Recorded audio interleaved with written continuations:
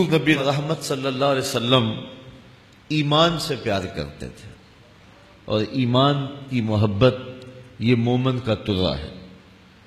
حضور اللہ کی بارگاہ میں ایک دعا مانگا کرتے تھے، اللہم حبب الینا الایمان وزینہ فی قلوبنا، اے اللہ ہمارے دلوں میں ایمان کو محبوب کر دے اور اس کو ہمارے قلوب میں مزین کر دے۔ اس کائنات میں سب سے قیمتی اثاثہ جو کسی شخص کو دیا گیا ہے وہ دولت ایمان ہے۔ قیامت کے دن سب سے بڑی دولت جو بندہ مومن کو دی جائے گی وہ دیدار الہی ہوگا، اور دنیا پہ سب سے بڑی دولت دولت ایمان ہے۔ تو حضور اللہ کی بارگاہ میں ایمان کی محبوبیت کی دعا مانگا کرتے تھے۔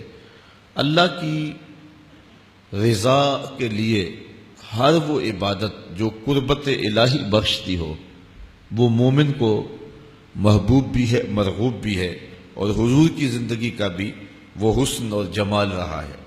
اور آقا کریم ہر اس عبادت سے محبت کرتے تھے جو قربت الہی کا ذریعہ ہے، لیکن سب سے زیادہ حضور جس عبادت سے محبت کرتے تھے وہ نماز ہے۔ آقا کریم علیہ الصلوۃ والسلام نے ارشاد فرمایا، حبب الی من دنیاکم الطیب والنساء وجعلت قرۃ عینی فی الصلاۃ، تمہاری دنیا سے مجھے صرف 3 چیزیں پسند ہیں، خوشبو، منکوحہ عورتیں، اور میری آنکھوں کی ٹھنڈک نماز میں رکھی۔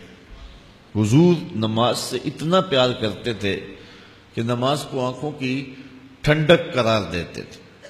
جب نماز کا وقت ہو جاتا اور بلال حبشی کو حضور نے یہ کہنا ہوتا کہ ندا دو، اذان دو، پکار لگاؤ نماز کے لیے، تو حضور حضرت بلال کو کہتے، قم یا بلال فارحنا، اے بلال اٹھو اور ہمیں نماز کے پیغام سے راحت پہنچا دو۔ تو حضور علیہ الصلوۃ والسلام حضرت بلال کو ارحنا بالصلاۃ کے ساتھ آواز دیتے تھے۔ اس کو امام ترمذی نے اپنی سند کے ساتھ روایت کیا ہے۔ اور آقا کریم علیہ الصلوۃ والسلام ایک نماز کے بعد دوسری نماز کا انتظار کرتے رہتے تھے، اور یہ وہ عمل ہے کہ اللہ تعالیٰ فرشتوں میں فخر کرتا ہے کہ میرے بندوں کو دیکھو کہ ایک فریضہ ادا کر چکے، اب دوسرے فریضے کے لیے منتظر بیٹھے ہیں۔ حضور اس بات کو پسند کرتے تھے اور اس بات کو محبوب رکھتے تھے کہ کسی سے قرآن مجید کی تلاوت سنیں۔ حضرت عبداللہ روایت کرتے ہیں، جس کو حضرت امام بخاری نے فضائل القرآن میں لکھا، کہ حضور علیہ السلام نے حضرت عبداللہ سے کہا کہ اقرأ علی القرآن، میرے سامنے قرآن مجید کی تلاوت کرو۔ قل، تو کہتے ہیں میں نے کہا اقرأ علیک وعلیک انزل، حضور آپ پر تو قرآن نازل ہوا ہے اور میں آپ کے سامنے قرآن مجید کی تلاوت کروں؟